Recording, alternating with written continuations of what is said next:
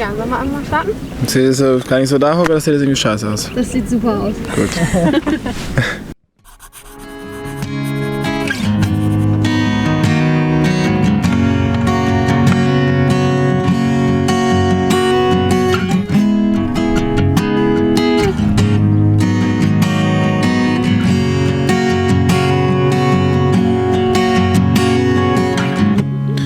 Es ist dir zu tief, du kannst hier nicht stehen.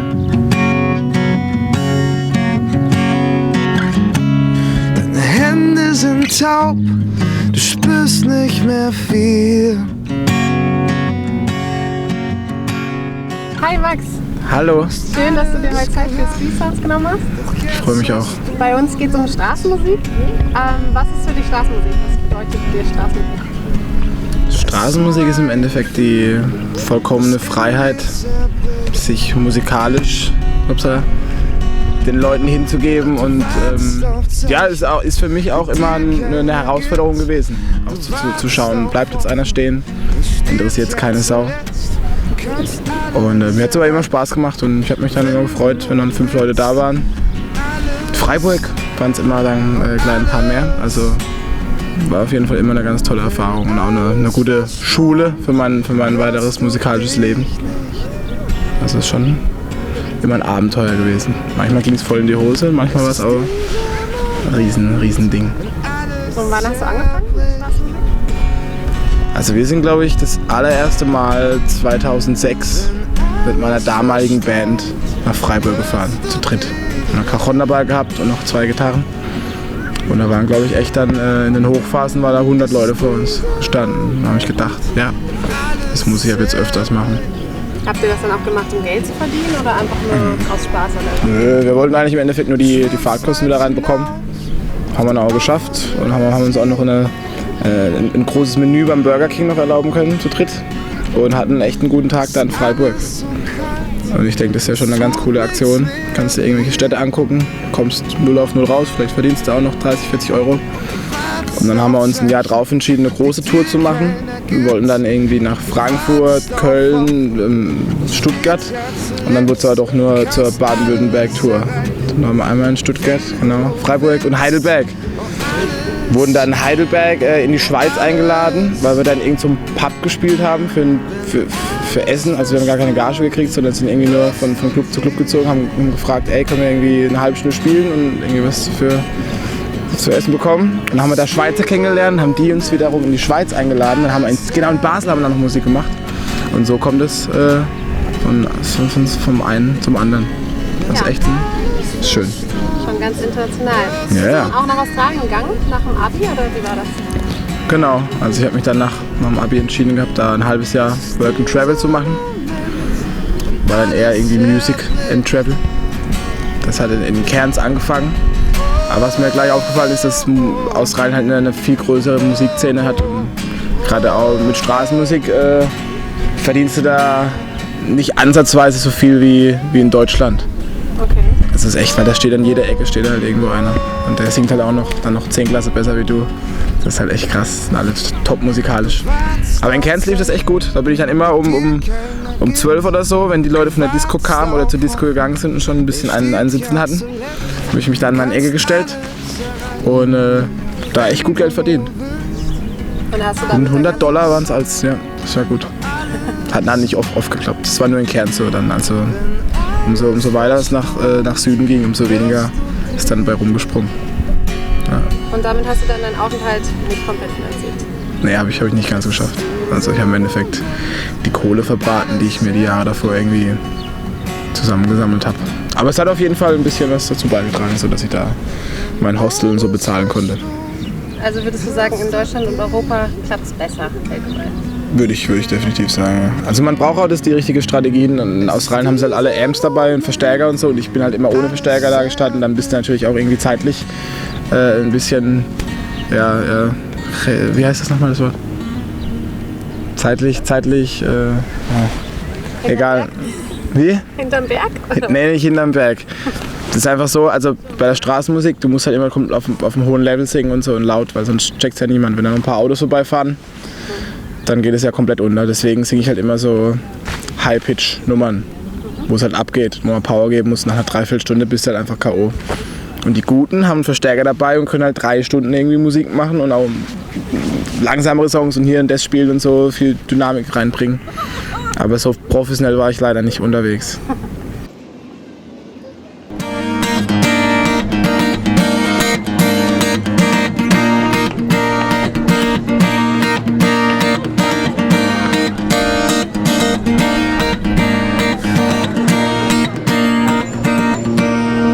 Falschen Film,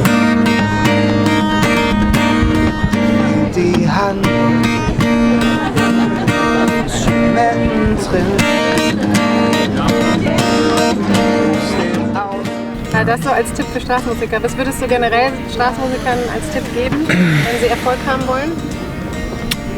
Also was mir auffällt, was auch schade ist, dass natürlich die Leute auf die eigene Musik und die Lieder, wo sie nicht kennen, das interessiert die halt überhaupt nicht am Anfang.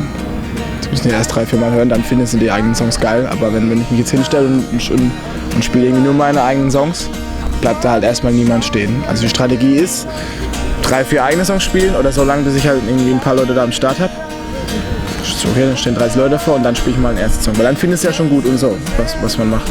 Und dann mal einen eigenen Song mal hinschmeißen und dann finden sie es geil. Aber ich würde auf jeden Fall so 3-4 coole Coversongs am Start haben, die irgendwie jeder kennt. Das ist schon irgendwie der Schlüssel zum Erfolg erstmal bei der Straßenmusik. Stoppst du selber, wenn du Straßenmusik hörst? Wenn du jetzt einfach durch Karlsruhe oder Mannheim oder wo immer läufst, hörst du dir gerne was an? Also wenn ich mal durch die Stadt laufe und höre was mir auch gefällt, bleibe ich da gern stehen und werfe natürlich auch was rein, weil ich sehe ja auch immer mich dann irgendwie in der Lage und habe mich dann auch immer gefreut, wenn sich irgendjemand dafür interessiert hat. Und einer muss auch oft einen Anfang machen, als wenn einer da steht, kommen auch die anderen viel schneller dazu. Das ist halt immer dieser Punkt, wo sich Leute einfach nicht trauen, stehen zu bleiben. Da kann sich echt einer hinstellen, der singt total geil. Kann sein, dass eine halbe Stunde gar nichts geht. Und wenn es dann einer mal irgendwie traut, jetzt mal vor 3 Meter dahin zu stehen, 5 Minuten zuzuhören, hast du plötzlich nach einer gewissen Zeit deine Leute da. Und deswegen mache ich das.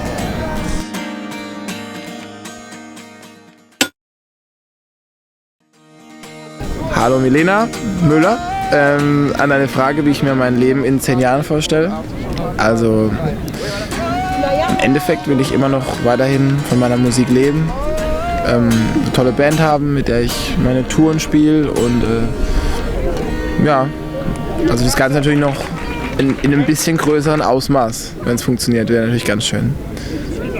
So dass man diesen Hype dieser Show irgendwie mitgenommen hat und man in 10 Jahren trotzdem immer noch sagen kann, hey, der Typ macht Musik und als erste Assoziation nicht mit The Voice verbunden wird. Das wäre geil, oder? Plan.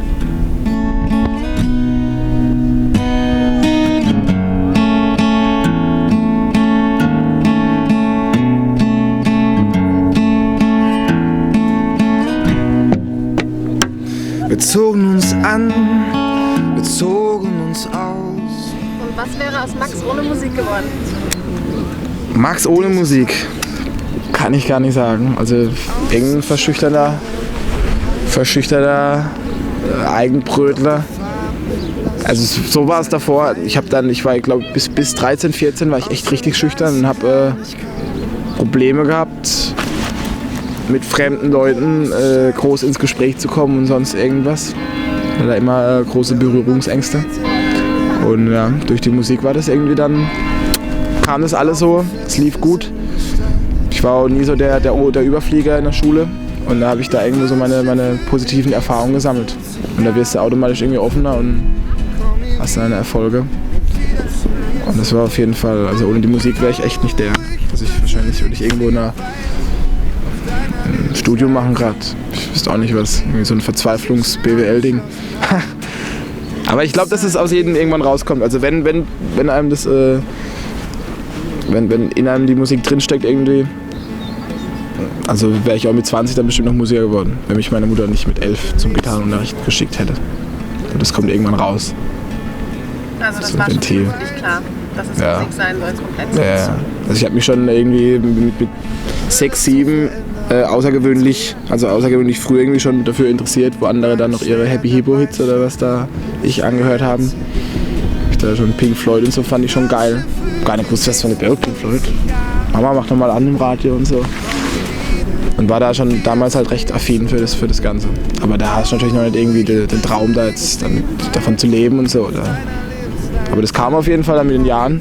Also mit 14, 15 hat sich das gefestigt, dass es eigentlich keinen anderen Weg geben kann. Und hat dein Umfeld dich immer unterstützt dabei?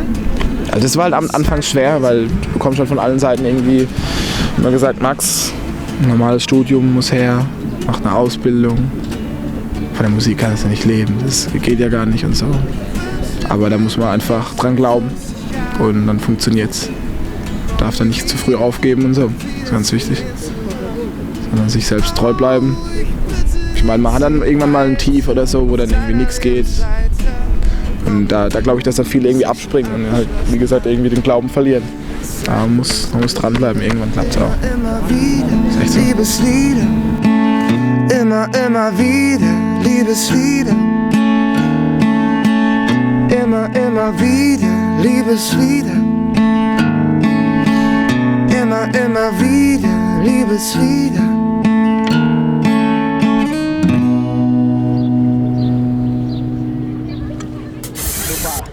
Dankeschön.